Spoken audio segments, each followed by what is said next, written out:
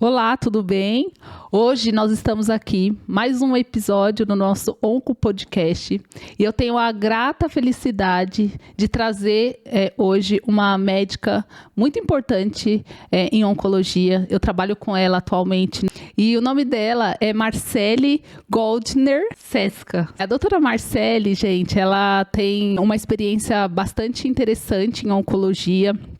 Ela se formou na Universidade Federal de Juiz de Fora. Depois ela foi fazer residência em oncologia no AC Camargo e também fez o mestrado dela no AC Camargo. Ela é uma pessoa também que é bastante interessada nos assuntos em oncologia, está sempre se atualizando, né? Então ela foi fazer um estágio num instituto muito reconhecido na Bélgica. Inclusive nesse instituto, né, temos médicos de renome, né, em câncer de mama. E ela também fez um curso intensivo de avaliação genômica nos Estados Unidos. E ela é uma médica que hoje ela atende no AC Camargo principalmente bastante pacientes com câncer de mama. E ela entende bastante do assunto sobre esse tipo de câncer, que é a maior incidência no Brasil e no mundo, e também a mortalidade. Então, quero muito te agradecer, uma pessoa sempre disposta, acessível e também muito humilde. Então, isso marca, com certeza, a sua trajetória profissional, além de você ser uma excelente médica, que nós todos admiramos muito. Eu que agradeço pelo convite. Estou muito feliz de estar aqui hoje com vocês. Eu queria iniciar esse episódio, tá, com uma pergunta que com certeza as pessoas têm bastante dúvida. Então, a doutora Marcele, quais são as principais causas e os sinais e sintomas, né? Sim. Eu sempre falo com as minhas pacientes que o câncer de mama, o principal fator de risco para ele é ser mulher. Porque as pacientes sempre entram no consultório, mas por que eu tenho uma vida regrada, eu faço tudo certo, mas ele é o câncer de mama é o câncer mais incidente, né, na mulher. 1 em cada 8 mulheres vai ter câncer de mama ao longo da vida. Então, a nossa chance é em torno de 12, um pouquinho por cento aí na vida de ter câncer de mama. O maior fator de risco, então, é a exposição ao hormônio feminino. Nesse sentido, algumas questões da vida da mulher influenciam um pouco no risco maior, seja uma menarca muito precoce, uma menopausa mais tardia, aquela mulher que engravida mais tarde, a mulher que não amamenta, são fatores relacionados intrinsecamente às questões hormonais da mulher, tá? Mas existem fatores de risco modificáveis para o câncer de mama. Por exemplo, prática de exercício físico é uma coisa que todo médico sempre fala para os seus pacientes, mas é de extrema importância e não previne só câncer de mama, mas também câncer de endométrio, câncer de intestino, doença cardiovascular, síndrome metabólica como um todo, dieta pobre em carboidratos não saudáveis, em gordura, são fatores potencialmente preveníveis e fáceis de se ter no dia a dia. A terapia de reposição hormonal na pós-menopausa, ela é reconhecida como um fator de risco para o câncer de mama. O uso de anticoncepcionais, ele é meio controverso na literatura, se é ou se não é um fator de risco, mas a princípio não é algo que deva se evitar durante a vida para prevenir um câncer de mama, não é uma recomendação formal. E existem alguns outros fatores de risco não modificáveis, por exemplo, uma história familiar de câncer de mama, uma história pessoal de câncer de mama e questões genéticas. São apenas 10% dos casos de câncer de mama que tem aí a questão genética envolvida, mas ela existe. E coisas mais raras, por exemplo, quem recebeu radioterapia nessa região do tórax, seja quem teve, às vezes, um linfoma na infância, e aí fez a radioterapia, em torno mais ou menos de uns 10 anos depois, existe esse risco do câncer de mama, tanto na mulher quanto no homem, nesse caso, por exemplo. E sobre os sinais e sintomas, geralmente o câncer de mama não dá muito sintoma. Por isso o rastreamento ele é importante, tá? Quando ele dá sintoma, quando ele dá um sinal, geralmente ele já cresceu um pouquinho. Mas quais podem ser aí os sinais e sintomas? O mais comum é ter uma lesão palpável na mama, que eventualmente pode ser identificada no exame físico do ginecologista, que geralmente é o médico da mulher, ou pela própria mulher, no autoexame de mama.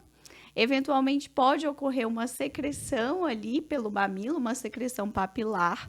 A secreção que preocupa é a secreção que tem sangue, ou a secreção que no livro está escrito em água de rocha, que a gente nunca entende o que é isso.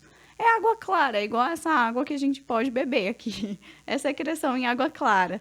Aquela secreção mais leitosa, mais amarelada, geralmente não é a secreção mais suspeita, mais óbvio. Se a mulher tem isso, ela tem que procurar o seu médico. Dor. Dor pode acontecer, mas geralmente também quando a lesão está maior.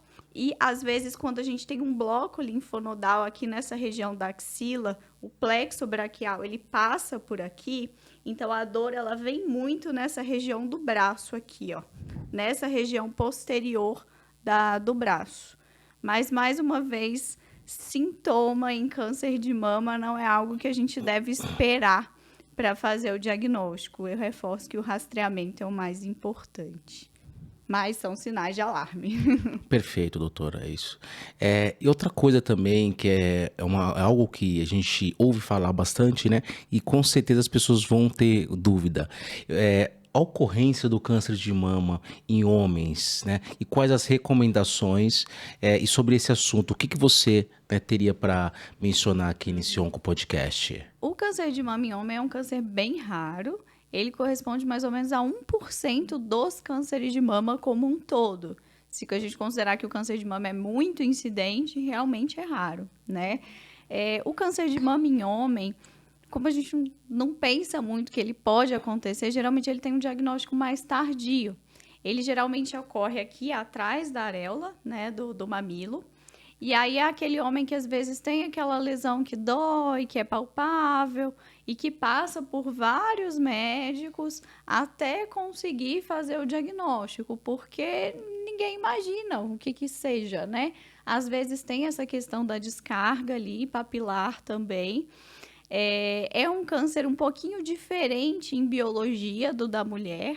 Existe uma parte ali do estrógeno, que existe a parte beta e alfa ali, é diferente do da mulher. Ele tende a ser um pouquinho mais agressivo, mas na maioria das vezes ele está associado também a hormônios, tá? Hormônios femininos, geralmente ele é positivo para hormônio. O que ele tem mais associação com genética também, enquanto na mulher é em torno de 10%, no homem é 30%, 40%. Antes de eu estudar sobre isso, eu imaginava que era até mais, né? Porque a gente fala, não, mas homem teve câncer de mama, ele tem alguma coisa genética. Nem sempre. Às vezes a obesidade, por aumentar aí a produção de hormônio feminino no homem, é um fator de risco. A cirrose também é um fator de risco, tá? Mas eu acho que o que fica de lição é que se um homem tem uma lesão palpável, uma lesão ali, principalmente na região da mama, mas principalmente na região retroareolar, que não some, que dói, que tem essa descarga, ele deveria sim procurar atendimento e procurar um mastologista para entender o que está acontecendo e fazer os exames adequadamente. Porque o que leva esse diagnóstico tardio é justamente a demora para procurar aí ajuda em geral, porque nem se pensa que existe, né?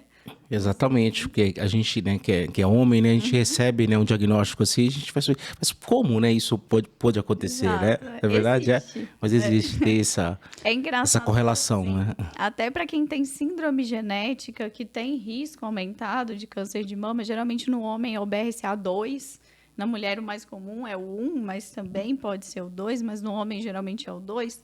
Não existe nem para esse homem uma definição se ele deve ou não fazer exame de rastreamento. Porque é um câncer raro e ninguém sabe muito bem ainda como fazer um screening, né? Uma detecção precoce. Eu queria te pedir para você explicar para quem está nos assistindo os tipos de câncer de mama. Eu sei que são vários subtipos dentro dos tipos, enfim. O câncer de mama definitivamente não é só um, né? Ele tem vários subtipos. Primeiramente, sobre esses tipos histopatológicos. O mais comum é o ductal, tanto na mulher quanto no homem, tá? O ductal é o câncer de mama que nasce ali nas glândulas, nos ductos, e ele é o câncer realmente mais predominante. Depois vem o câncer lobular, que nasce mesmo ali nos lóbulos. Ele geralmente é um tumor mais indolente, o tumor da mulher mais idosa, que cresce mais devagar. E fora esses dois, a gente tem os subtipos que a gente chama subtipos especiais, tá? E aí tem uma diversidade de subtipos especiais que correspondem a menos de 10%, ou em torno de 10% só. Vou citar alguns exemplos, mas assim, são diversos. Mucinoso, apócrino, adenoide cístico, tem vários subtipos, tá?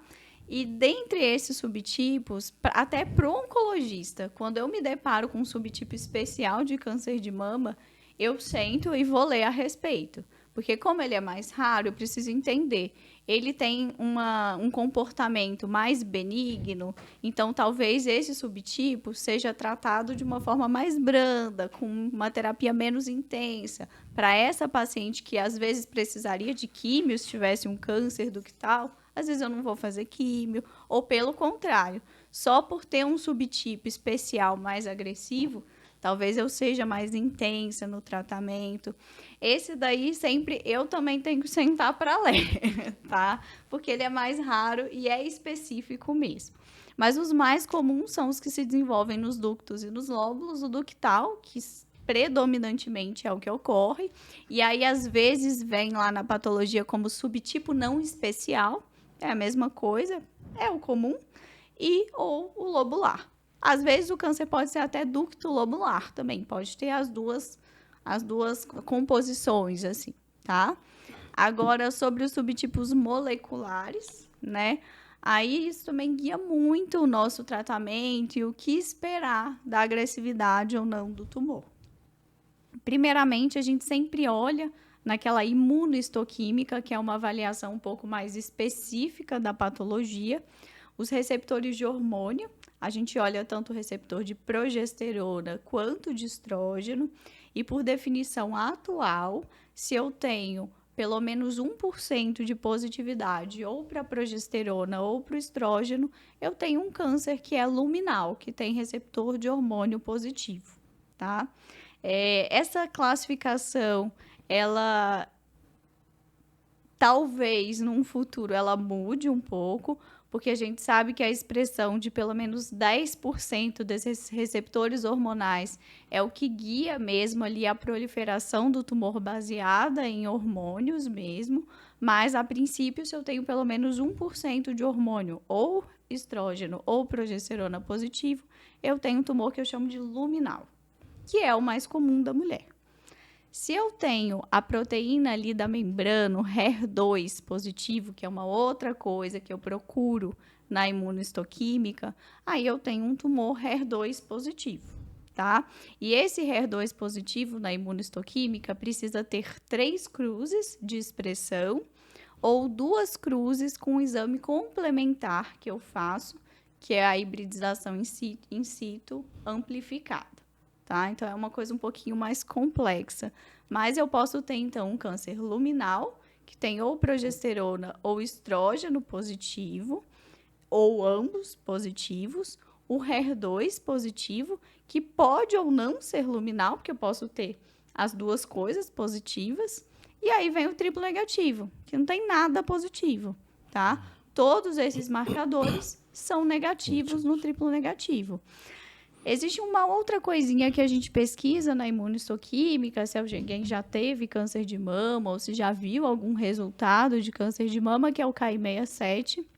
O Ki67, ele representa mais ou menos o grau de proliferação do tumor. O quanto esse tumor tem a capacidade de uma proliferação um pouco mais rápida. Tá? E ele serve um pouquinho para guiar a gente também a entender assim, se esse tumor é um pouco mais agressivo ou um pouco menos agressivo. E ele até classifica, ele ajuda a classificar o tumor com hormônio positivo entre A e B. Se ele é mais alto, é um luminal B, mas se ele é mais baixo, aí menos que 10 em todas as definições, e se entre 10 e 20 varia um pouquinho, mas se ele é mais baixinho, com receptor de progesterona alta, é o luminal A. Então, ele é um tumor mais tranquilo, um tumor que vai proliferar mais devagar. São essas as questões. É um pouquinho complexo, mas toda vez que a gente tem ali um diagnóstico, eu sempre tento olhar ali e ir riscando junto com o paciente, assim, ó, esse é o receptor que a gente olha, isso daqui é luminal, isso daqui é HER2, para ficar um pouquinho mais claro de se entender. Aquelas terapias que são indicadas para paciente que está metastático, por exemplo, eu queria só tirar essa dúvida mesmo minha, né, pessoal. A gente tem algumas terapias que trabalham na via PI3K, né? Uhum. E tem aqueles inibidores de ciclina 4 e 6, não tem? Essas medicações, elas são usadas mais para pacientes que estão em metástase, não é? Isso. Principalmente. Porque só nesses pacientes a gente precisa usar essas vias. Na verdade, os inibidores de ciclina, hoje em dia, eles já chegaram no cenário adjuvante. Essas terapias, os inibidores de ciclina e os inibidores de PI3K, eles funcionam para esses tumores que têm os receptores de hormônio positivos. Elas estão envolvidas na via da proliferação hormonal, tá? Os inibidores de ciclina, eles são a terapia de primeira linha, a primeira terapia que a gente faz na paciente que tem esse tumor com hormônio positivo metastático, tá? Junto com a hormonioterapia, com uma medicação anti-hormonal. Mas já no cenário adjuvante, para as pacientes com mais risco, eles são empregados para evitar que o tumor volte. Tem um remédio que já é comprovado em bula, já é usado no Brasil, que é o abemaciclib. Tá? Uhum. A gente ainda não tem uma resposta se essa medicação ela leva à cura da paciente. Ela posterga o retorno da doença se a doença fosse voltar algum dia. A gente sabe isso. O tempo de segmento do estudo ele ainda é muito pequeno para a gente entender se essa medicação realmente leva à cura do paciente, mas a gente sabe que ela já posterga o retorno. Entendi. Pode até postergar a ponto de nunca voltar, né? É isso que eu sempre comento também. Do ribociclib, que é um outro inibidor de ciclina, e por uma atualização aí já meio precoce da indústria, eles falaram que esse estudo também foi positivo. Então, provavelmente, aí daqui a pouco, a gente vai poder usar um segundo inibidor de ciclina no cenário adjuvante, que é o ribociclib. Que bom. Para as pacientes com maior risco. Atualmente, o abemaciclib só é usado para quem tem aqueles gânglios, os linfonodos positivos. O estudo do ribo, não. Tem algumas pacientes que tinham um tumor grande, mais de 5 centímetros, ou aqueles que acometem a pele, mas sem gânglios positivos, como critério de inclusão. A gente só não sabe ainda se para esse grupo também o estudo foi positivo. A gente não tem os resultados. A gente tá ansioso para saber. E os da via PI3K é só metastático? Só no cenário metastático? Os inibidores de PI3K, eles são usados agora no cenário metastático. Isso. Tá. Inclusive, a gente precisa pesquisar. Atualmente, o alpelisib é a droga que é disponível. A gente precisa pesquisar essa mutação no tumor. Tá. Ou então, como uma biópsia líquida, a gente coleta o sangue do paciente e pelo DNA do tumor que circula no sangue, a gente pode pesquisar essa mutação. E se ela existe, é um alvo. Um alvo no cenário metastático. Bacana, doutora. Agora eu entendi. Sabe o que eu queria te perguntar? Em quais casos é só necessário a cirurgia? Quase nunca. Quase nunca, né? A cirurgia sozinha é quase nunca. É quase nunca. Assim, se eu faço uma terapia só cirúrgica, é porque minha paciente tem provavelmente um tumor muito pequeno e que não tem receptor de hormônio positivo. Porque se eu tenho receptor de hormônio positivo, eu tenho que fazer a hormonioterapia depois para evitar a recorrência e para aumentar a chance de cura. Aqui eu sei que aumenta, tá? Mas aí um tumor muito pequeno, que é o HER2 positivo ou triplo negativo, que já são mais agressivos, é geralmente um tumor com menos de 5 milímetros, tá? E para esses tumores em geral, provavelmente o tratamento foi cirúrgico conservador. Na maioria dos casos, a gente não tira a mama toda de uma paciente que tem um tumor pequeno, menor né? de 5 milímetros. E se eu faço uma cirurgia conservadora, eu preciso de radioterapia, tá? Entendi. Que permitiu, ao evoluir aí dos tratamentos com que a gente não precisasse tirar aquela musculatura toda, não fazer a cirurgia toda da mama, é a existência da radioterapia adjuvante. Ela sempre vem quando a cirurgia é conservadora. Então, é quase nunca que a cirurgia é empregada de forma isolada. Ah, né? sim. A rádio, ela vem também quando tem o linfonodo positivo. Então, são as duas indicações principais. Cirurgia que não tirou a mama toda ou que o linfonodo era positivo, tanto antes quanto depois, na peça cirúrgica. Para tumores maiores, geralmente a gente faz o tratamento antes da cirurgia, né, o adjuvância. E aí depende do tipo. Se for um triplo negativo, geralmente eu faço químio com imunoterapia. Se for um HER2 positivo, químio com terapia anti-HER2. E se for um câncer com hormônio positivo, a indicação de tratamento antes da cirurgia, ela varia um pouco, porque esse tumor, como ele é mais devagar, ele prolifera mais lentamente, ele também não regride tanto com a químio. Essa indicação é sempre conversada, oncologista e mastologista, e aí é só químio antes da cirurgia. Ah, entendi. Agora, o tumor com receptor de hormônio positivo sempre ganha hormonioterapia depois. E a definição sobre 5, 7, 10 anos, aí varia de acordo com o risco. Sobre incluir o abemaciclib, no futuro talvez o ribociclib, varia de acordo com o risco desse tumor voltar. Mas a hormonioterapia, para quem tem o receptor de estrógeno e ou progesterona positivos, ela é uma regra. Ah, é Que assim. aumenta a chance de cura. O tumor HER2, se não tiver menos de 5 milímetros, ele ganha terapia anti-HER2. E o tumor triplo negativo também é difícil a gente ter um tumor com diagnóstico tão precoce assim, porque geralmente ele se prolifera rápido. Entendi. Então, só a cirurgia é quase nunca.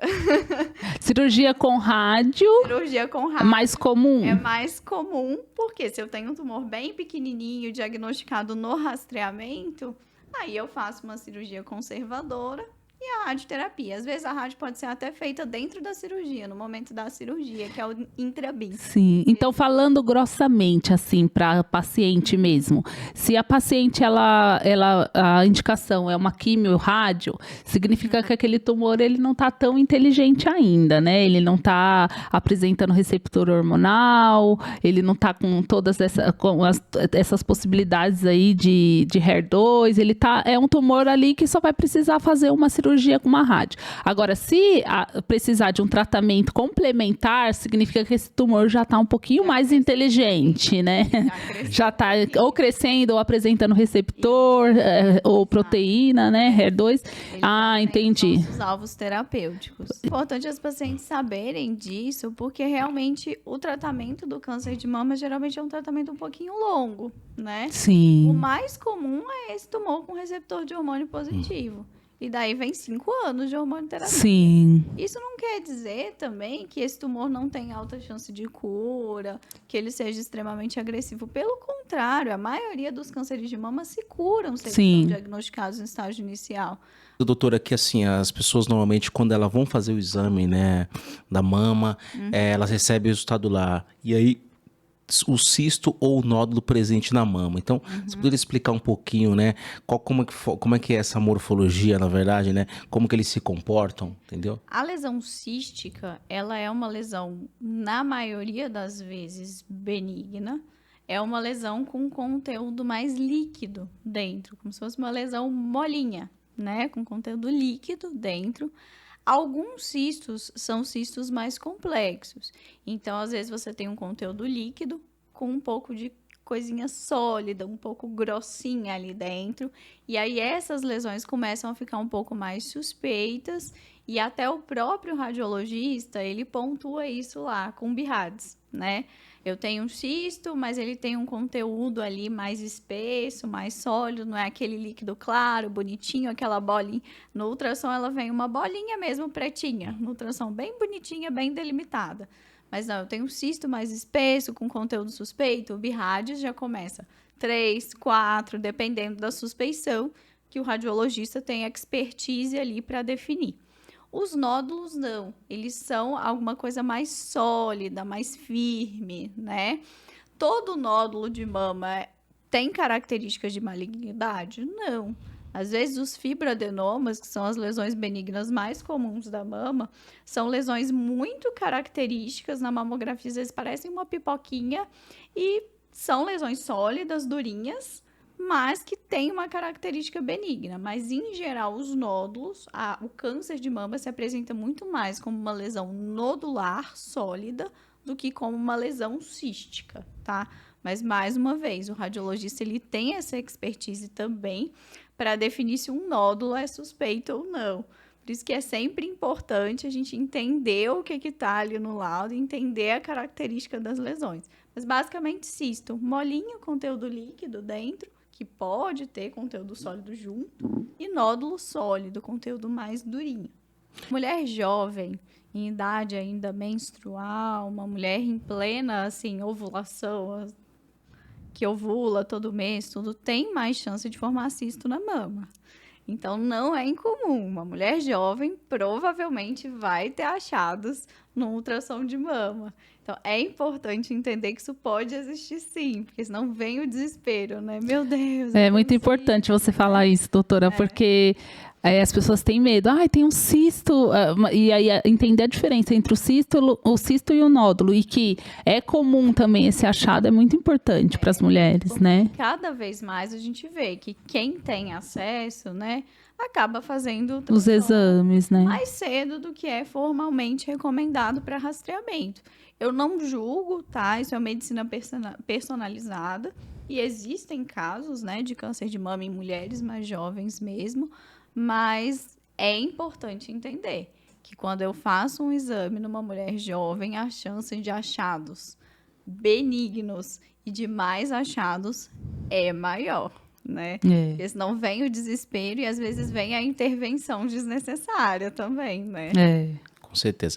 E existe uma diferença, assim, do nódulo benigno, ele poder se tornar, na verdade, né, um nódulo maligno? Existe alguma propensão? Em geral, uma lesão que é benigna, ela não se torna maligna. O exemplo clássico é um cisto simples, um fibroadenoma.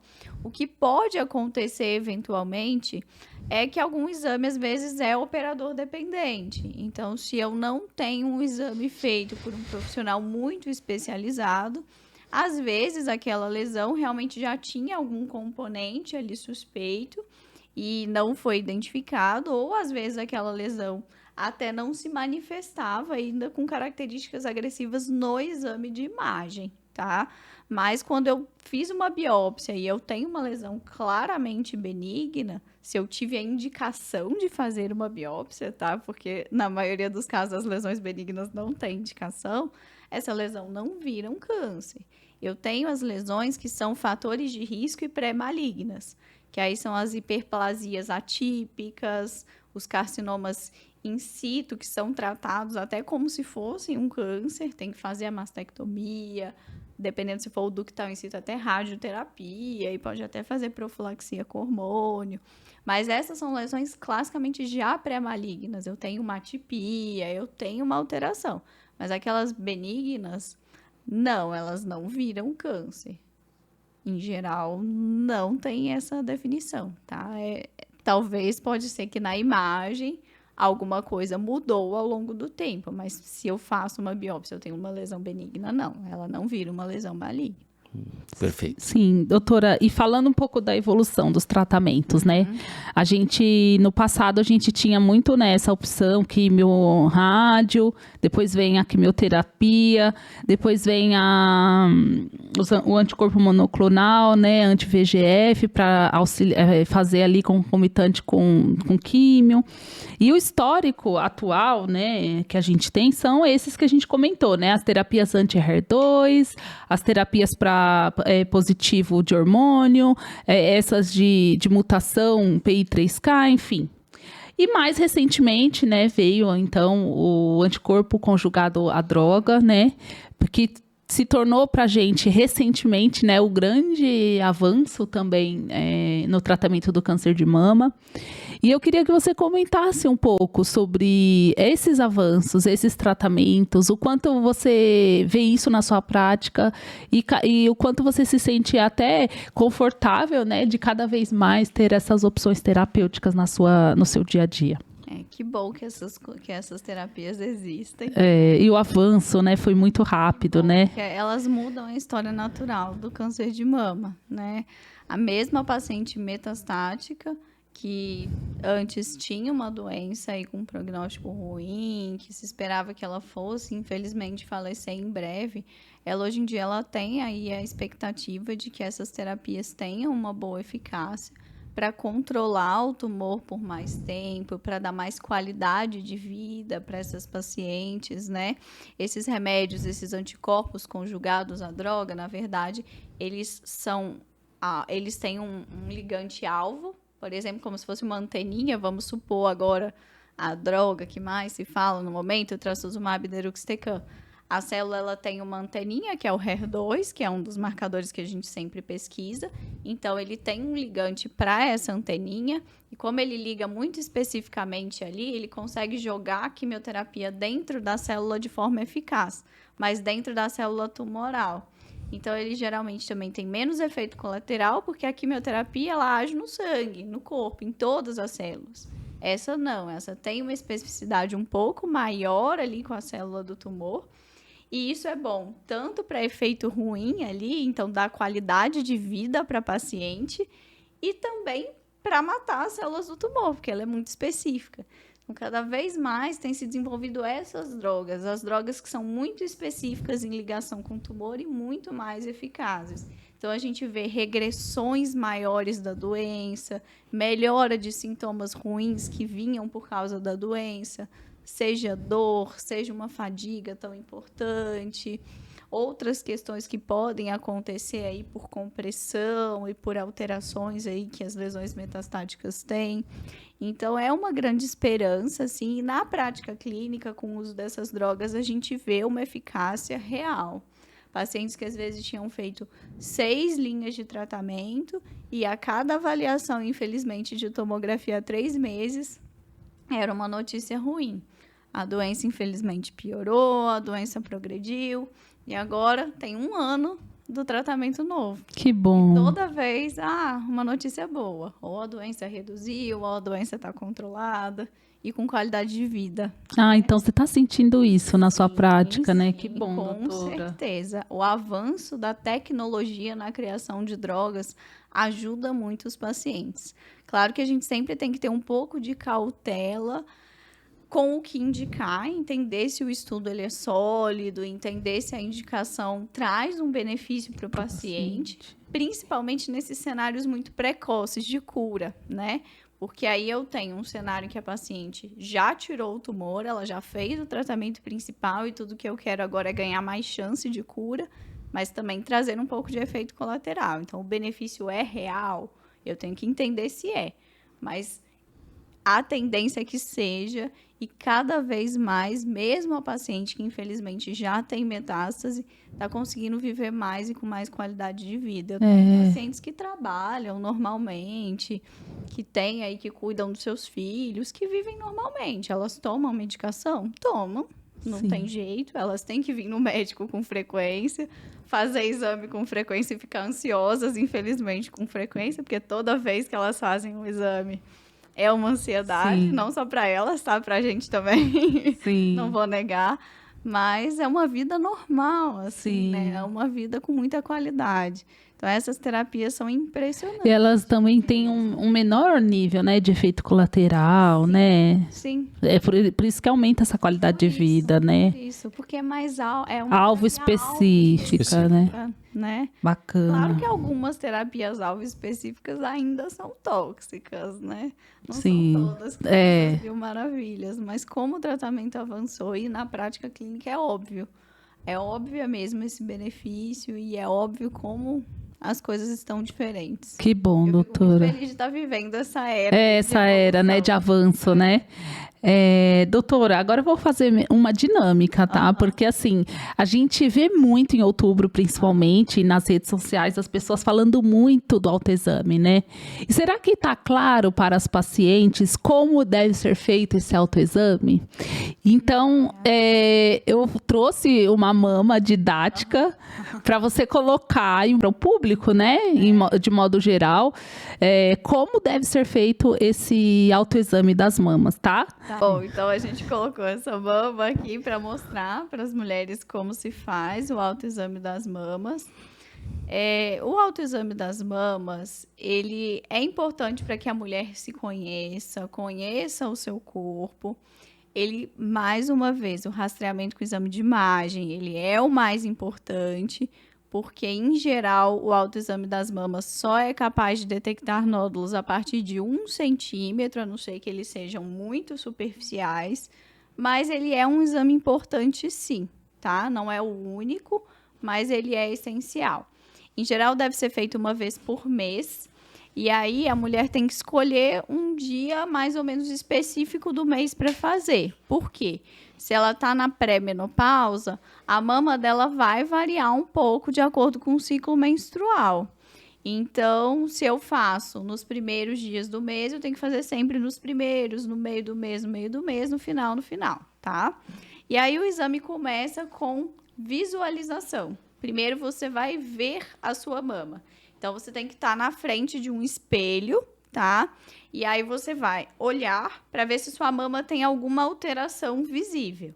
Vai fazer assim, esticar os braços bem para o alto, para você forçar aqui essa musculatura e entender se tem alguma alteração estrutural na sua mama, se tem alguma retração, se tem algum nódulo visível.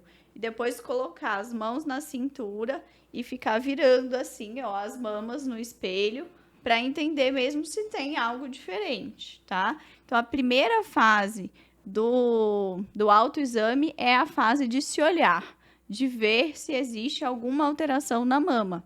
Seja uma alteração na pele, seja um nódulo mesmo visível, seja alguma retração do mamilo, alguma alteração mesmo que se possa perceber. E aí, depois dessa fase, a gente vai para a fase que a gente chama do sentir. Então, primeiro é a fase do ver e depois a fase do sentir, tá?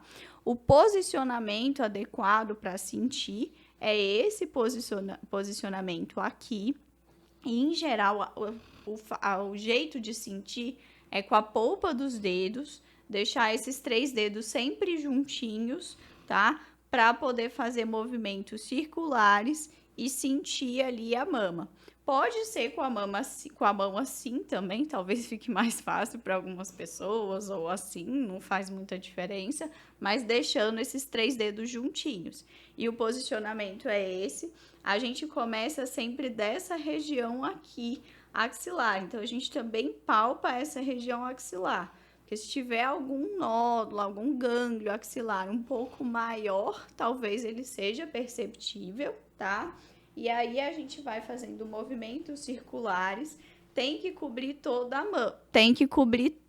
a mama, tá? Então, sempre com a polpinha dos dedos juntas, movimentos circulares e cobrindo toda a mama.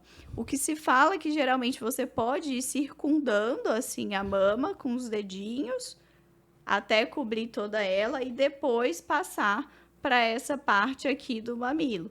Porque aí você garante que você pegou toda essa região aqui e depois também viu a região central. Depois, com a outra mama, você faz do mesmo jeito, só que aí com a mão oposta, tá? Então, mais uma vez, palpando sempre com os 3 dedinhos juntos. Eu acho mais fácil fazer assim, tá? Com os 3 dedinhos juntos. E aí, movimentos circulares, pegando toda a região da mama em movimentos circulares. Aqui eu vou fazer rapidinho, só porque não precisa. E depois pegando a região central da mama, mas englobando realmente toda essa região. A depender do tamanho da mama, pode ser que você tenha, né, que fazer movimentos mais para cima, mais para baixo, mais para o lado, mas é importante palpar toda ela. E é essencial dizer que se você identifica algum nódulo, alguma alteração suspeita, você tem que diretamente procurar o seu médico. Em geral, o médico mais acessível para a mulher é o ginecologista, né? Porque aí ele também é um profissional que tem mais expertise para o exame físico e provavelmente ele vai direcionar um exame de imagem específico necessário. Perfeito, doutora. E assim, esse nódulo que geralmente a mulher encontra no autoexame, ele é perceptível? Porque eu já tentei fazer e não encontrei nada. O nódulo que é um câncer de mama, geralmente é um nódulo duro. Geralmente a palpação, ele é um nódulo mesmo, ela é uma coisa sólida, durinha, e geralmente muito aderido. Então, ele é pouco móvel. Tá? Ele não é muito móvel. Quando eu tenho, às vezes, pacientes que têm muito cisto, muita lesão benigna, às vezes elas também palpam alguma coisinha, mas aí dança na mama. É muito mais molinho, assim, muito mais flexível. O cisto, né? É. E aí o nódulo da mama, geralmente, é um nódulo endurado, bastante palpável e que não é tão molinho ali na região da mama. Ele, quando ele tá um pouco maior, ele costuma ser bem palpável. Isso também depende lá do quanto você acha comum palpar ou não. Isso, né? E as suas pacientes, alguma parcela delas descobriu através do autoexame? Sim, principalmente as mulheres mais jovens, né? Para as quais, às vezes, o rastreamento ainda não é indicado. Assim, eu tenho um viés, porque eu só trato câncer de mama, então eu tenho pacientes muito jovens com câncer de mama. É muito incomum um câncer de mama numa mulher com menos de 40 anos, sim. Né? Mas sim, e aquelas mulheres que às vezes faziam autoexame, faziam também os exames de mama, de rotina, mas em que o tumor surgiu ali no intervalo entre um exame e outro. Isso às vezes acontece, tá? É raro também, mas isso acontece. E o autoexame, então, ele é altamente indicado, né, doutora? O autoexame, ele ajuda muito, tá? Só mais uma vez, a gente não pode usar o autoexame como exame de rastreamento. Ele não é o exame que mais detecta as lesões. Por quê? Porque é alguém que não tem grande expertise, que está fazendo a palpação, e os nódulos mais palpáveis geralmente têm pelo menos 1 centímetro, mas palpar nódulo de 1 centímetro também não é muito fácil. E tem nódulo que às vezes está muito lá atrás. Tá? Sim. Então tem nódulo que nem é palpável. Quando a gente vai fazer o tratamento das pacientes antes da cirurgia, a determinação se o tratamento está respondendo ou não é pela palpação. E aí, às vezes, tem até algumas pacientes que têm nódulo que não é palpável direito, que eu preciso do ultrassom para me ajudar, tá? Então, nem sempre é, mas o autoexame da mama, não só para detectar, mas para a mulher se conhecer, entender seu corpo, ele é de extrema importância, sim. Ficou muito legal você mostrando. Ficou maravilhoso. Muito obrigada pela coragem. E foi muito técnico também. Obrigada, de verdade. Ficou muito bom, doutora. Muito didático, né? Muito didático. Essa foi nossa intenção mesmo. Doutora, então, para uma mulher que ela recebe o resultado de exame, né? Seja um ultrassom, uma mamografia, geralmente elas têm muita curiosidade, né? De saber, né, o que de fato foi descrito ali. Abro ou não abro o exame antes de ir para o médico? Você indica, orienta elas? Eu não vejo problema nas pacientes elas quererem ser extremamente orientadas. E curiosas. Quererem ver os exames, tá? Eu mesma, toda vez que eu faço um exame, eu quero ver o resultado. Agora, é importante que as pessoas tenham essa ciência de que é necessário uma interpretação por um profissional mais capacitado sobre o que está descrito ali. Não adianta eu ir na internet e procurar o que aquilo significa, porque às vezes eu não sei a fonte adequada para procurar aquele resultado. Esses meios de comunicação, hoje em dia, eles são ótimos, são maravilhosos.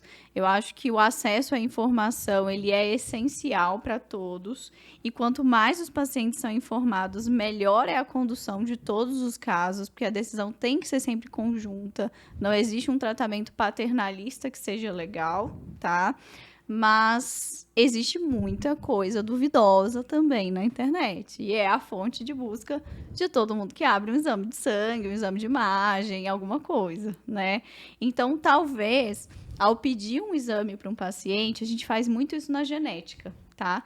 Ao pedir um exame para um paciente, você tem que informar, olha, você vai fazer um exame de mama, existe uma classificação que é o BIRADS. O BIRADS, ele, dependendo do número, você vai precisar fazer outros exames, você vai precisar fazer uma biópsia, mas nem sempre o que está escrito lá a gente já segue, a gente precisa, às vezes, fazer uma ressonância complementar. Então, vamos com calma. Talvez se você informa um pouquinho antes a paciente, quando você pede o exame, seja menos traumático na hora de abrir o resultado. Eu não tenho como indicar, abra ou não abra, mas assim, se for abrir, por favor, tenha um pouco de cautela para já se desesperar a depender do resultado. Eu tenho, às vezes, algumas pacientes que estão em segmento, que quando vem alguma coisa já alterada, elas já conhecem, porque as minhas pacientes já tiveram câncer, né? Então, elas entendem um pouquinho do BIRADS. E quando vem alguma coisinha errada, ela já vem com o acompanhante, que às vezes elas não vinham, então elas já entendem. Talvez isso seja bom, porque elas vieram com alguém ali para receber uma notícia que não seja tão boa, né? Mas pode abrir, mas sabendo que se você abrir e vir algo alterado, vai conversar com o seu médico. Não comece a tomar conduta da sua cabeça, assim, ou de qualquer lugar que você leu na internet. Não precisa sair chorando, desesperando. Vai primeiro na consulta. Ou abre perto da consulta. Talvez para não ficar desesperado. Né? Com certeza, diminui muito a ansiedade, né? Exato. É verdade. Hoje a gente sabe, doutora, que atualmente as pessoas cuidam muito do corpo, né? E assim, na mente, por meio de exercício físico. Elas usam muito, né? Produtos detox, né? Suplementos, vitaminas, etc e tal. Então, uma coisa que a gente sabe, né? Que a gente sabe que pode ter uma relação. Qual é a relação do uso de anabolizantes, por exemplo, para o desenvolvimento de um câncer de mama? São estudos que avaliam mesmo, assim, a exposição e a circulação de hormônios no sangue das pacientes e a ocorrência ou não de câncer de mama. E alguns estudos recentes mostram uma correlação de hormônios masculinos circulantes em excesso no tecido, ali no sangue, com a ocorrência de câncer de mama. Isso ainda é um pouco controverso, tá? Mas tem alguns estudos prospectivos, que são aqueles estudos que você olha para frente e compara um grupo que tem e um grupo que não tem esse hormônio circulando e que associam, sim, testosterona, aqueles outros hormônios ali masculinos circulantes com aumento do risco. Então, para que se use alguma coisa, você tem que estar sob supervisão de um profissional capacitado, com dosagens adequadas e com indicação formal de se utilizar, né? Nem sempre o uso de hormônios pela estética é adequado e é válido, né? Inclusive, recentemente, a gente teve proibição, né, pelo CFM de prescrição de algumas medicações até nesse sentido, né? Mas tem alguns estudos, o que eu já vi, assim, é estudo mais recente mesmo, de ano 2020 para cá, demonstrando essa associação, sim. Doutora, eu queria encerrar te fazendo a pergunta base, né, que você até citou durante o nosso podcast, que a detecção precoce ela é muito importante, né, no câncer de mama. Você citou também o termo rastreamento, dizendo, né, que o autoexame não é considerado um exame de rastreamento, né, embora ele seja auxiliar. E aí eu queria que você desse as suas recomendações finais sobre o rastreamento, sobre o diagnóstico precoce. Sim. Em relação ao autoexame, antes era a dupla, né? O autoexame junto com o exame de mama de imagem. A cautela que se fala em relação ao autoexame é essa questão, que muitas pessoas deixavam de fazer o exame de imagem porque elas já estavam palpando sua mama. É só isso que fica de recado. Tá. Você deve fazer? Claro, deve fazer o autoexame até para você se conhecer. Isso é importante. É importante que as pessoas conheçam o seu corpo, né? mas isso não substitui o principal exame, que é o exame de imagem. A recomendação formal hoje em dia é que as mulheres comecem a fazer os seus exames anualmente a partir dos 40 a 45 anos. Isso aí depende um pouquinho da sociedade. As sociedades americanas, elas são um pouco mais intensas, então colocam 40 anos. As sociedades europeias colocam a partir dos 45, tá? Mas não é mais 50 anos, o que era antigamente. O exame mais importante de todos é a mamografia. Nenhum exame substitui a mamografia para olhar as calcificações, nem a ressonância substitui a mamografia para isso, tá? E aí vem aquela questão também das mamas densas. Quem tem mamas muito densas, às vezes pacientes um pouco mais jovens, mas também tem pacientes um pouco mais velhas que têm mamas densas, e isso é uma classificação radiológica. Então, a mamografia te diz se a mama é densa ou não. Não é você achar que a sua mama é densa, tá? Na palpação. Isso é uma classificação da mamografia. Sobre as mamas densas, existe um movimento nos Estados Unidos e até um estudo que foi feito, chama We Are Dense, Nós Somos Densas, tá? Foi um estudo comparando fazer mamografia ou introduzir junto a ressonância para essas mamas densas na detecção de lesões precoces que seriam câncer ou lesões pré-malignas de mama. E a ressonância ela foi mais eficaz, ela teve uma detecção maior. Tanto de lesões que não eram câncer e levaram a mais biópsias, mas também a mais detecção de câncer, tá? No Brasil, a gente às vezes faz ultrassom junto com a mamografia, o que não é uma prática de lá e o que não foi avaliado nesse estudo. O ultrassom ele ajuda muito na mama densa também. Então, para quem tem mama densa, isso tem que ser conversado com o seu médico e aí fazer junto um ultrassom, ou até, às vezes, em um ano sim, um ano não, acrescentar ali a ressonância nesse... O rastreamento, é o diagnóstico precoce, tá? É a busca pela lesão precoce. Então, a partir dos 40 ou 45 anos, começar a fazer anualmente, formalmente, a mamografia, avaliar essa introdução conjunta do ultrassom e ou ressonância, tá? E para os pacientes com doenças genéticas, né, com alterações genéticas que aumentem o risco do câncer de mama, isso é detectado no DNA da pessoa, tá? Através aí de, obviamente, aconselhamento genético, indicação. Esse rastreamento ele começa mais precocemente, por exemplo, para o BRCA aos 25 anos de idade, tá? E para quem tem algum familiar que teve câncer de mama, esse rastreamento começa 10 anos antes. Então, se eu tive um familiar com menos de 50 anos que teve câncer de mama, eu vou começar a fazer exame de familiar de primeiro ou segundo grau. Eu vou começar a fazer exame mais cedo do que o resto da população. Mais uma vez, eu não critico quem faz ultrassom muito cedo, tudo, mas é importante entender. Vão surgir lesões benignas, a chance de aparecerem os cistos é imensa, e a chance de que você, às vezes, faça uma biópsia de uma lesão que provavelmente não é maligna, também aumenta, porque a gente está fazendo exame numa população em que formalmente o câncer de mama não é tão frequente. Bom, gente, esse podcast foi muito proveitoso, doutora. Assim, se a gente pudesse, a gente ficaria mais tempo, né? Mas eu acho que deu para aprender bastante coisa nela sobre câncer de mama, deu para elucidar muita coisa, tirar dúvidas. Com certeza as nossas dúvidas são as dúvidas de quem nos assiste também. E a gente queria muito te agradecer, doutora, pela sua disponibilidade, acordar cedo, vir para cá conversar com a gente. E a gente queria deixar esse espaço para você falar o que você quiser, tá? Agradeço pelo convite, de verdade, assim, eu sou muito feliz de trabalhar lá na Camargo, principalmente lá na parte da pesquisa. Sim. Com vocês, assim, é uma grande motivação aí da minha carreira e assim, uma grande motivação para eu ter escolhido trabalhar onde eu trabalho, né?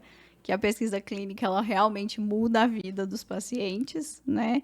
E é relevante falar dessas questões, que são questões que estão ali no dia a dia de todo mundo, né? A maioria das mulheres, hoje em dia, faz exames mais precocemente, tem que entender que tem que se cuidar mesmo. E que bom que assim o raciocínio das pessoas está girando em torno disso, de cuidar do corpo, de cuidar da saúde hoje em dia. E cada vez mais podcasts como esse, eles ajudam, né? Porque eles são de informação boa da internet. Que vem de profissionais, né, como você. Porque eles vão ajudar, né? Sim. Nessa informação, na orientação e em guiar os pacientes e as pessoas em geral no que elas devem fazer. Eu Com agradeço certeza. de verdade pelo convite. Foi um prazer estar aqui com vocês. Muito obrigada, doutora. Muito obrigado, doutora, pela disponibilidade, né? Reforçando só o que a Ellie falou e a todos que estão nos assistindo, né? Esse canal realmente é para isso, é para compartilhar conhecimento de qualidade, como a doutora falou, são informações muito ricas, né? Principalmente para as mulheres aí, né? No câncer de mama. A gente viu que tem muitas particularidades, então foi muito benéfico, tá, esse momento. Então eu queria agradecer Sim. a doutora Marcele Goldner. E eu gosto de trazer aqui os melhores, né? Então, a doutora, gravem esse nome aí, Marcele Goldner Sesca. Ela é uma grande especialista em câncer de mama e vale muito a pena estar com ela num caso desses aí, tá? Muito obrigada, doutora.